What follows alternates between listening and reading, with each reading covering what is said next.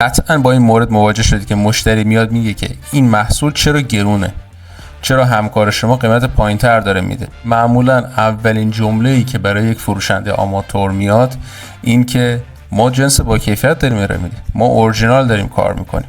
نگاه کنید دیگه در بازار امروز همچین مورد دیگه تموم شده. شما نمیتونید مشتری رو بهش بگید که این جنس خوبه یا بده. مشتری خودش از قبل میفهمه چه جنسی خوبه چه جنسی بده.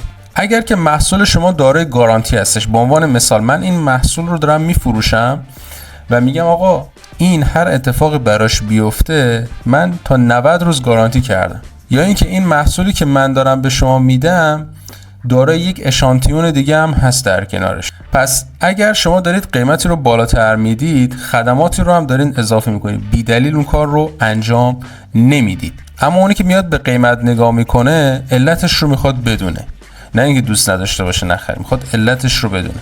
درسته یه سری هم هستن فقط میان میپرسن و میرن رهگذرن، اما اگر محصولش شما دارین حالا گرون میخرید، به هر نحوی دوست دارید گرون بفروشید، یه علتی رو پشتش داشته باشید. اگر ندارید با خودتون ضربه نزنید و مشتری خودتون الکی از دست ندید. سعی کنید برابر کنید، یا اینکه اون محصول رو نیارید، برید یک محصول بیارید مثل این و به بازار عرضه کنید، کسی هم نداشته باشه. و حتی اگر هم شما اومدید قیمت رو یکسان کردید، شاید تو فروشتون آنچنان تأثیری نداشته باشه، اما وقتی بیاد یک مزایایی رو ارائه میدید، به عنوان مثال میاد میگه که آقا این یک هفته اصلا تست داره، تو برو تست کن، ظرف یک هفته اگر که ناراضی بودی به هر دلیل بودی برای من پسش بیار. اگر اون محصول قابلیت این رو داره، اگر که نداره باید راهکارهای دیگر رو براش ایجاد کنید.